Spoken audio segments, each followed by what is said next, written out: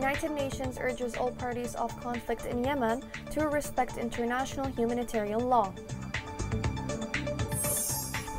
U.S. State Department says Biden considers relisting Houthis as a terrorist group.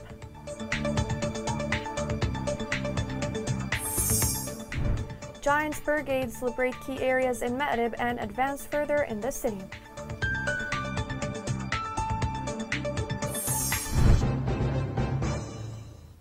Welcome to Yemen Today TV. This is the English News with me, Shaza Abdelbey. The United Nations Secretary General Antonio Guterres urged all parties in Yemen to abide by their obligations under international humanitarian law. The Secretary General calls upon all parties to abide by their obligations under international humanitarian law, including the principles of distinction, proportionality, and precaution. He further calls on all parties to exercise maximum restraint. UN Special Envoy for Yemen Hans Grunberg and the UN Humanitarian Coordinator David Gressly expressed their fear by the escalating violence. Grunberg and Gressly reminded parties of their obligations to take precautions to avoid civilian harm. They added that the UN has been in contact with all sides to achieve de-escalation and begin an exclusive dialogue. Grunberg and Gressly urged all parties to engage with UN efforts immediately and without preconditions. They also called upon all parties of the conflict to put interests of the Yemeni people as a priority. On the same line, the White House called on all parties to de-escalate, ensure protection of civilians, and participate fully in a comprehensive UN peace process. We call on all parties to the conflict to de-escalate, abide by their obligations under international humanitarian law, to ensure the protection of all civilians, and participate fully in an inclusive UN-led peace process. All parties must commit to a peaceful diplomatic solution to ending the conflict and advance a durable resolution that improves the lives of Yemenis and allows them to collectively determine their own future. U.S. State Department spokesman Ned Price said that the President Joe Biden considers relisting of Houthis on the terrorism list. Ned Price confirmed in a press conference that the Houthi rebel attacks on the UAE and Saudi Arabia are a dangerous escalation and indicated that his country knows the extent of Iran's support for the Houthis. Question is whether a redesignation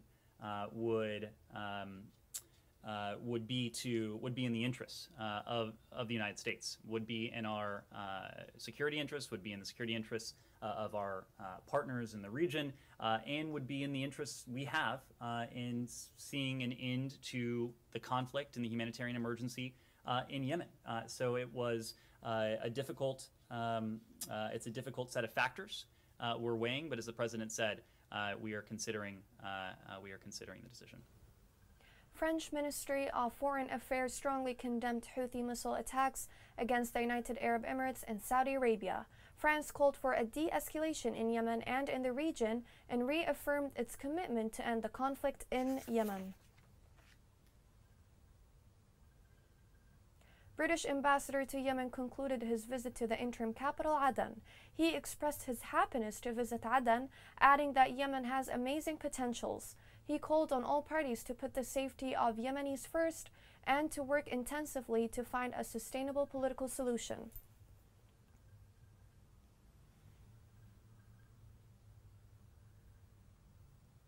The war has long disappeared from the international news, but it recently returned to the forefront. Houthi militia recent attacks on UAE is the reason why war in Yemen has been brought back to light. This report has more details. Houthi militia seems to drag the conflict into beyond the borders. They launched attacks with ballistic missiles and drones on Emirati capital Abu Dhabi for the second time in the past week. This major escalation underscores the threat that Yemen's conflict could reach into other regional states. The latest attacks targeted an Emirati military base hosting U.S. troops. So clearly we have troops at Al Dhafra. So we are certainly going to be looking into the possibility that this was directed at our forces. Houthi militia are looking to retaliate after their offensive aiming to seize the crucial central Yemen city of Ma'rib floundered, said experts familiar with Yemen's crisis. The escalation increased when Ghalen's forces pushed out Houthi rebels and reclaimed Shabwa, then cut off key Houthi supply lines in Ma'rib province and are now advancing into the province. Houthis' reply has been to increase its cross-border attacks. Earlier this month they seized an Emirati ship in the Red Sea off the coast of Hodeidah. The rebels also fired ballistic missiles and booby-trapped drones on Saudi Arabia and on the UAE. The UAE and US militaries said that they intercepted 2 ballistic missiles over Abu Dhabi. We obviously take that seriously. You've seen the CENTCOM statement. We responded to the attack, this ballistic missile attack, and we'll be in close coordination with our Emirati partners as we continue to assess what happened and what we might need to do going forward. The rebels said they targeted Al-Dhafra Air Base, which hosts both American and British forces. Pentagon said it takes this attack as a serious threat to the United States and its army. I can't specifically tell you what the intent of the attack was, but we have to assume. I mean, it would be foolish for us not to assume that there was a threat to our people, and as you saw from the results, we took that threat seriously. The current Houthi escalation and cross-border attacks received wide international condemnation and other Western powers that are trying to broker a peace in Yemen but reaching a dead end. US President Joe Biden's administration is considering reversing a decision last year that lifted the Houthi terrorist designation. The US and UN diplomatic moves failed to bring the two sides to negotiations, as Houthis have not allowed the UN Special Envoy for Yemen, Hans Grunberg, to visit since he was appointed in August. Even the most optimistic observers can't really advise on where this escalation would lead to. The Giants Brigades announced the liberation of Harib city in Ma'rib after clashes, which forced Houthi militia to flee.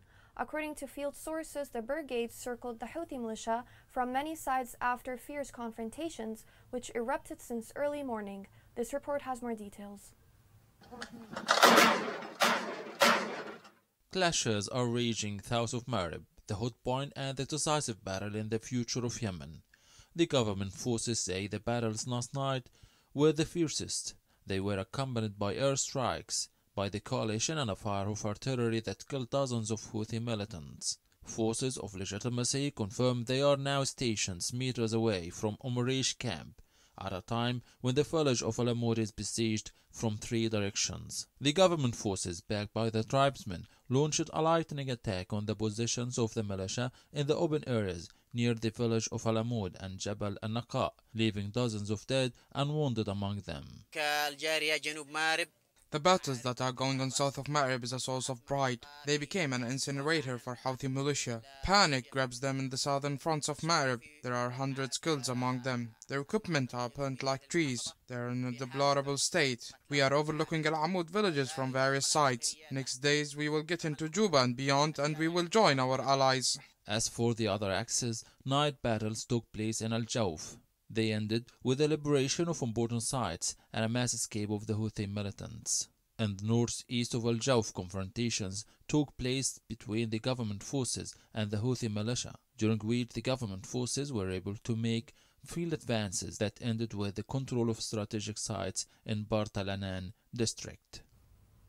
In Taiz, southwest of Yemen, battles continued between the government forces and the Houthi militia for the 3rd day in a row. Military sources reported that the confrontations took place in Maqbana and Jabal Habashi west of the city. At the same time, the coalition planes targeted the positions of Houthi militia in Al-Anin front. Fighting resulted in deaths and injuries among the Houthis.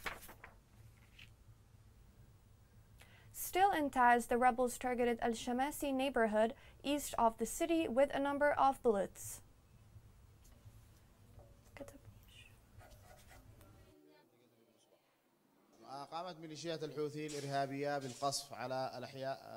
The terrorist Houthi militia shelled the eastern sides of Taiz, the Shamasi district.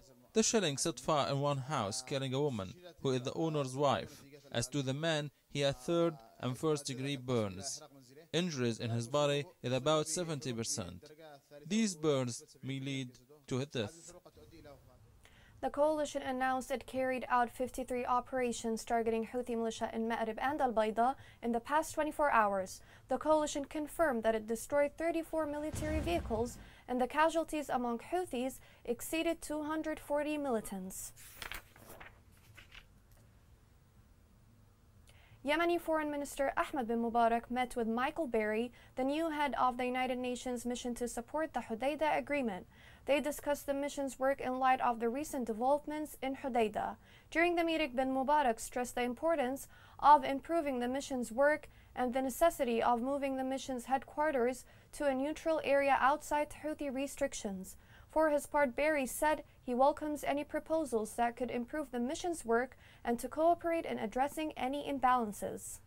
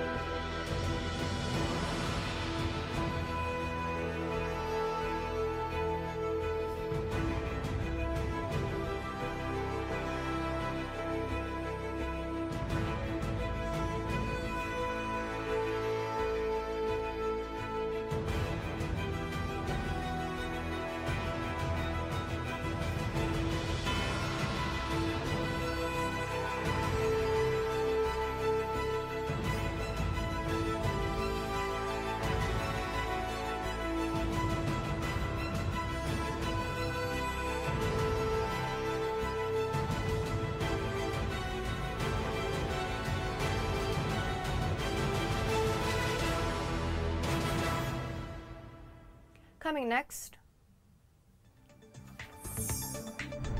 After 4 days of isolation from the world, the internet service returns to Yemen.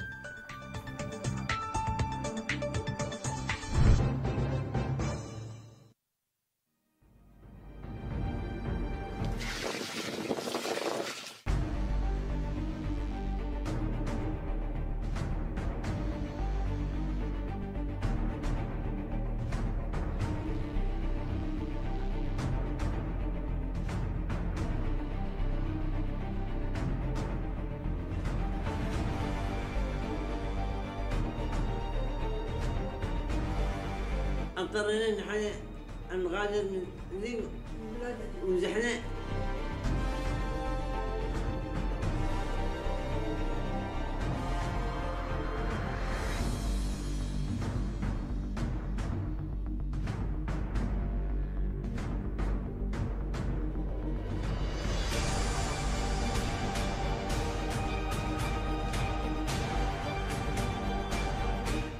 الله يستبدلكم يا محويتني. لا الله يستبدل. Welcome back. Customs officials in Aden foiled an attempt to smuggle a large amount of military equipment to the Houthi militia. Officials at the customs authorities stated that the employees found military and communication equipment in a suspected containers imported from China and were heading to Houthi-controlled areas. Masan project destroyed 6,800 mines in Usaylan district in Shabwa, south of Yemen. The project said Houthis planted the mines randomly in public roads and outside houses of civilians. Meanwhile, a Yemeni organization said Houthi landmines have caused about 9,000 civilian casualties since the beginning of the conflict. Yemen witnessed a nationwide internet shutdown in 4 days in a row. Only last night the service was back. The nationwide outage impacted all aspects of life.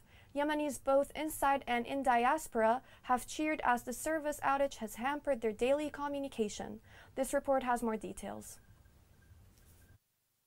Yemenis have long suffered 7-year grinding war, and their suffering deepened when all of a sudden a cable disconnected them from the whole world due to internet outage from last Friday. Since the beginning of the civil war, despite the growing humanitarian crisis, internet activity in Yemen has risen by more than 24%, according to data compiled by the CIA World Factbook. Network data from NetBlocks confirms a nation-scale collapse of internet connectivity in Yemen on Friday 21st and continued until early Tuesday morning, with a recorded incident duration of 4 days. Internet constitutes a crucial source of autonomy. In addition to connecting Yemenis to their families families during this hard time they live. The conflict in Yemen serves as a reminder that in the age of technology, every war has a virtual front, and it's a crucial one. Cutting off internet means leaving Yemeni citizens in a state of chaos and isolation. Severing internet access in the country also restricts the ability of people around the world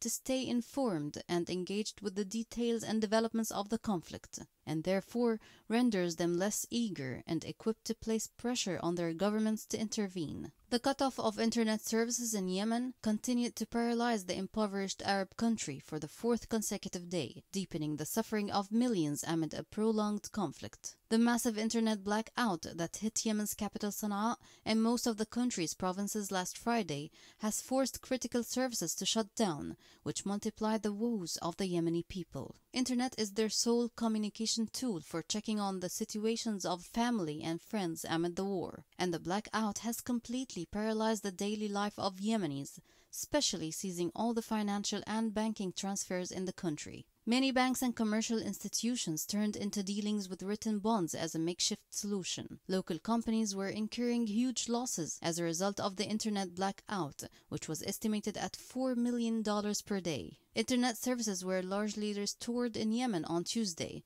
after a 4-day outage, which was like returning back the life to Yemenis after 4 days, which seemed to them way longer than that. Internet have become a resort for Yemenis who suffered a lot from a 7-year war and its consequences, and their only hope is to be able to communicate to their families or friends, but even this hope seems to be still impossible for them. The areas under the control of the Houthi militia in Al-Dala are witnessing a stifling home gas crisis. Local sources said a number of districts in the city were hit by this. This comes when food prices have risen dramatically. This report has more details. Yemen war affected one of the most important sectors of revenues in the country, the oil and gas industry. The non-stop military battles, especially in Marib, which is rich in oil and gas, have catastrophic consequences on all economic levels. Some of these battles are already taking place in areas around production sites and pipelines in Safar, Marib, and Shabwa. Yemeni ports for exportations of oil and gas have also stopped. Experts believe that the sector in Yemen is completely destroyed by war, which has been largely concentrated in production areas. Any repair requires billions of dollars to restart work. Yemen has signed long-term contracts with international companies, especially French and Korean ones, that manage production and export operations. These companies left the country at the beginning of the war in 2015, and their return will be conditional on addressing the losses they incurred as a result of this halt. The country has crude oil reserves estimated at 3 billion barrels, in addition to an initial gas reserve of more than 18 billion cubic feet. The oil and gas sector contributed with 24% of GDP, 83% of total exports, and 45% of total state budget revenues. The profits, however, turned to the wrong hands, the Houthi rebels. Houthi militia leaders are reported to get profits from selling domestic gas, which approached 200 billion Yemeni rial annually. 70% of the total daily production of liquefied gas is tracked to Houthi-controlled areas, and 30% is sent to legitimate government areas. This brings the total profit of the Houthi militia from selling the household gas to more than 127 million rials per day. Here's a reminder of the main headlines. The United Nations urges all parties of conflict in Yemen to respect international humanitarian law. U.S. State Department says Biden considers relisting Houthis as a terrorist group.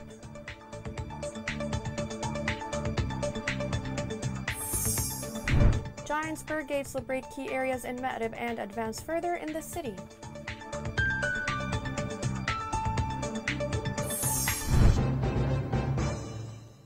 This is the end of the news. For more, make sure to follow us on Facebook, Twitter, and YouTube at Yemen Today English. Thank you for watching.